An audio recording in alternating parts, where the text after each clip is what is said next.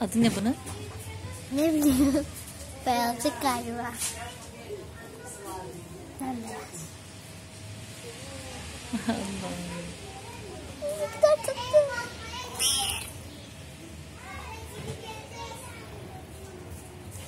Rahat rahat. Yatışa bak. Elinden tuttu kapıya vuran vardı.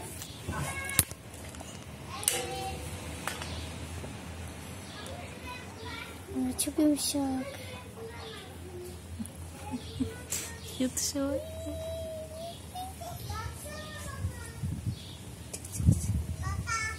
Rahatlıyor. Çok iyi. İlan geldi.